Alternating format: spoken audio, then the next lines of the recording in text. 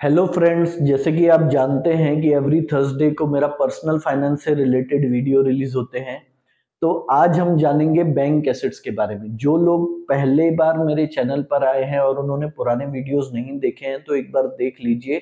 Information आपको useful होगी और आगे समझने में आसानी होगी। तो आइए आज हम जानेंगे बैंक एसेट्स के बारे में। ठीक है, बैंक एसेट्स क्या होता है मैंने आपको पहले भी बताया था। सीसी कैश क्रेडिट लिमिट, उसके बाद ओवरड्राफ्ट फैसिलिटी होता है, तीसरा होता है डिस्काउंटिंग ऑफ बिल्स और चौथा मैंने आपको बताया था लोन्स, जो बैंक लोन प्रोवाइड करती है। तो ये बैंक के एसेट्स हो गए। ठीक है, तो आज हम एक एक करके समझेंगे कि ये बैंक के लिए एसेट्स कैसे हुए और इससे बैंक को क्या फायदा होता है। तो सबसे पहले दोस्तों सीसी समझते हैं। सीसी क्या होता है? कैश क्रेडिट फैसिलिटी होती है।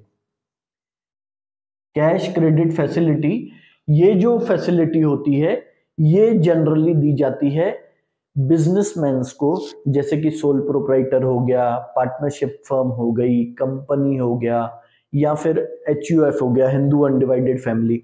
इन लोगों को ये फैसिलिटी दी जाती है। अब इस फैसिलिटी में होता क्या है? मान लीजिए बैंक का एक XYZ कंपनी है, XYZ कंपनी का अकाउंट है। मान लीजिए बैंक ऑफ बड़ौदा में XYZ कंपनी का अकाउंट है।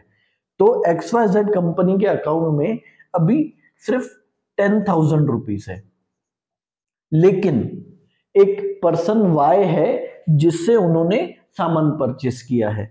अब XYZ ने क्या किया? 25,000 रुपीज का चेक इशू किया।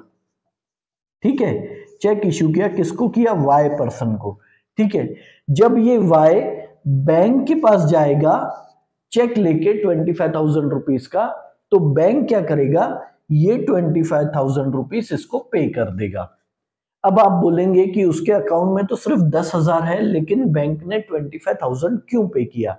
तो दोस्तों बैंक ने इसीलिए पे किया क्योंकि इस XYZ कंपनी को बैंक ने कैश क्रेडिट फैसिलिटी दिया हुआ है।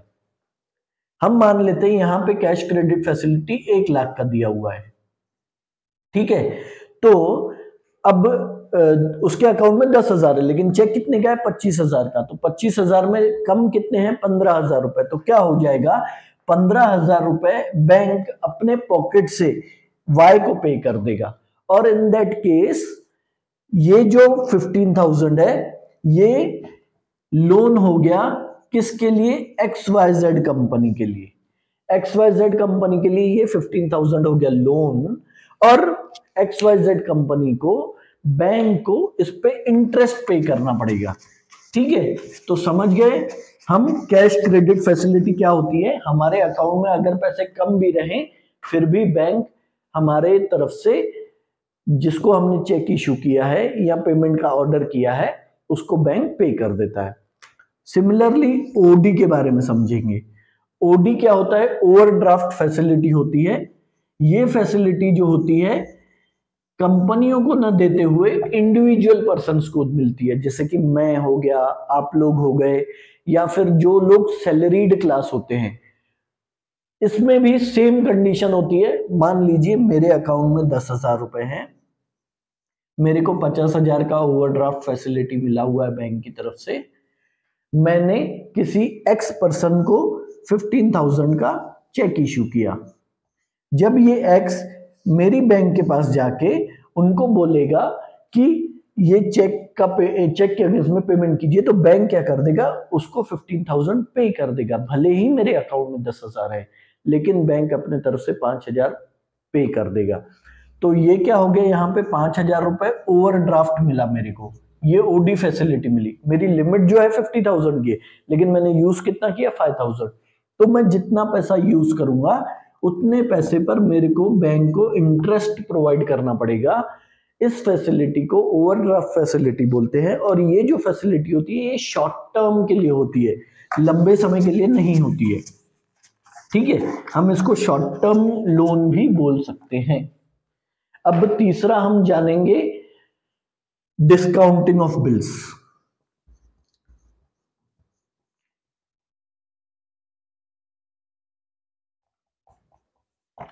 डिस्काउंटिंग ऑफ बिल्स बेसिकली ये जो फैसिलिटी होती है ये फर्म्स को, एचयूएफ को, पार्टनरशिप फर्म्स को और कंपनी को ये फैसिलिटी दी जाती है।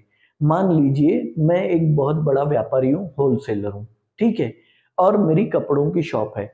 मैंने क्या किया, 1 लाख रुपए का सामान मैंने किसी वाई को बेचा है, ठीक है, मैंने 1 लाख रुपए का सामान वाई को बेचा है, बट मैंने बेचा है क्रेडिट पे। कितने दिन की क्रेडिट पे? 90 डेज। 90 डेज तो मैंने उसको उधार में माल दिया है। अब मैंने उसको उधार में 1 लाख रुपए का माल दिया और मैंने एक बिल जनरेट कर दिया, मतलब मैंने एक बिल बनाया, ठीक है, कि मुझे एक्स वाई से 1 लाख रुपए 90 दिन के बाद मिलेंगे। ये मैंने बिल बनाया और मैंने उसको डिलीवरी कर दी सामान की। अब क्या हुआ, 1 महीने के बाद मुझे सडनली पैसों की रिक्वायरमेंट आ गई, बट मैंने तो उसे 90 दिन का समय दिया है, अभी 60 दिन और बाकी हैं, लेकिन मुझे अभी पैसे की रिक्वायरमेंट है, तो मैं क्या करूंगा? तो मैं जाऊंगा बैंक के पास। मान लेते हैं मैं बैंक ऑफ बड़ौदा के पास जाता हूं, ठीक है, मैं बैंक ऑफ बड़ौदा के पास जाता हूं और उनसे कहता हूं कि देखिए मुझे जो है ये 1 लाख रुपए का बिल है, ये मुझे वाई से लेना है और ये 60 डेज के बाद मिलने वाला है। तो आप एक काम कीजिए, आप मुझे पैसा अभी दे दीजिए और आप वाई से जाके ले लीजिए। तो इसे कहते हैं हम डिस्काउंटिंग ऑफ बिल्स। अब क्या करेगा बैंक जो है, ये मेरा बिल जो है, ये जो बिल है ये बैंक अपने पास रख लेगा और मेरे से कुछ फीस वसूल करके, मान लीजिए 1 लाख के अगेंस्ट में मेरे को 98,000 मिल जाएंगे। बैंक अपना फीस और इंटरेस्ट काट लेगा 60 डेज का, से एग्जाम्पल 2,000 रुपीज बैंक काट लेगा, तो बैंक मेरे को इमीडिएटली 98,000 का पेमेंट कर देगा। अब मेरी जो जरूरत थी वो तो पूरी हो गई, मुझे 2,000 कम मिले बट 60 दिन पहले मिल गए, तो मैं इस पैसे का यूटिलाइज कर सकता हूं और बैंक ने भी यहां पे 2,000 रुपए अर्न किए। अब इसमें कंडीशंस क्या होती हैं? ये तो हो गया डिस्काउंटिंग ऑफ बिल, हम समझ गए, लेकिन मान लीजिए 3 महीने के बाद, से एग्जांपल जो बचे हुए 60 दिन हैं, उसके बाद बैंक क्या करता है, वाई के पास जाता है और बोलता है कि इसका पेमेंट कीजिए। अगर वाई ने पेमेंट कर दिया तो कोई दिक्कत की बात नहीं है, अगर वाई ने पेमेंट नहीं किया तो बैंक वापस मेरे पास आएगा और बोलेगा कि ये आपका बिल ले लीजिए, आप हमको 1 लाख रुपए दे दीजिए। उस सिचुएशन में मुझे बैंक से वो बिल लेके बैंक को वो 1 लाख रुपए देने पड़ेंगे और बाद में मेरे को वाई से वो रिकवर करने पड़ेंगे। इसको कहते हैं डिस्काउंटिंग ऑफ बिल्स। अगर आपको किसी को कोई भी कंफ्यूजन हो तो आप कमेंट बॉक्स में लिख सकते हैं, मैं उसके कमेंट्स को रिजॉल्व करने के लिए अलग से वीडियो बनाऊंगा और या तो फिर नेक्स्ट वीडियोस में हम उसको एक्सप्लेन कर देंगे। चौथा जो प्रोडक्ट मैंने आपको बताया था लोन्स, ये शॉर्ट टर्म भी हो सकते हैं, लॉन्ग टर्म भी हो सकते हैं और वेरियस टाइप के लोन होते हैं। पर्सनल लोन होता है, कार लोन होता है, 2 व्हीलर लोन होता है, होम लोन होता है, ठीक है। तो सिंपली यहाँ पे क्या है, किसी पर्टिकुलर पर्पस के लिए लोन दिया जाता है।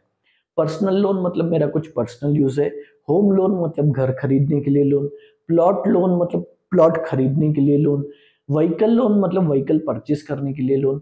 तो उसके लिए अलग अलग टाइप के जो लोन मिलते हैं वो बैंक का एसेट है और बैंक क्या करता है, उतना पैसा आपको देने के बाद या फिर जिससे आप गाड़ी खरीदते हैं उस डीलर को बैंक पैसा दे देता है और हम गाड़ी अपने घर लेके आ जाते हैं।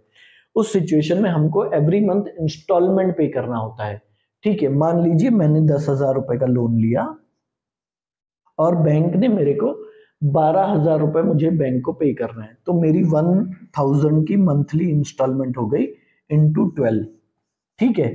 तो ये हो गया सिंपली लोन। तो जिस भी प्रोडक्ट के लिए मैंने लोन लिया तो मुझे 12 महीने तक बैंक को 1,000 रुपए देने पड़ेंगे। तो ये बैंक के लिए क्या हो गया, लोन्स जो हो गया, ये भी बैंक के लिए एसेट हो गया। और मैंने बैंक से 10,000 रुपए लिए हैं लेकिन मैं 2,000 रुपीज एक्स्ट्रा पे कर रहा हूं, तो ये बैंक के लिए इंटरेस्ट हो गया, ठीक है। ये हो गया बैंक के लिए इंटरेस्ट और बैंक को उसका प्रिंसिपल जो अमाउंट है, ये प्रिंसिपल अमाउंट, उसको ये भी रिटर्न मिलेगा। तो यहाँ पे बैंक क्या करेगा, 2,000 रुपीज अर्न भी कर रहा है प्लस उसको खुद का 10,000 जो दिया हुआ है वो भी वापस मिल रहा है, इसीलिए ये बैंक का एसेट हुआ। तो दोस्तों अगर आपको ये इंफॉर्मेशन यूजफुल लगी हो, अच्छी लगी हो, तो प्लीज सभी से शेयर कीजिए। और जितना हो सके, जैसे कि मैं आपको पहले ही बता चुका हूं कि पर्सनल फाइनेंस का क्या इंपॉर्टेंस है और हमारे लाइफ में, हमारे इनिशियल फेज ऑफ करियर में हम क्या दिक्कतें फेस करते हैं, सो दैट हम वो दिक्कतें फेस ना करें। तो ज्यादा से ज्यादा लोगों को ये वीडियो देखना चाहिए और चीजें समझनी चाहिए। जिन लोगों ने मेरे वीडियो को या मेरे चैनल को अभी तक लाइक, शेयर या सब्सक्राइब नहीं किया है, प्लीज मेरे चैनल को लाइक, शेयर और सब्सक्राइब कर दीजिए। Thank you.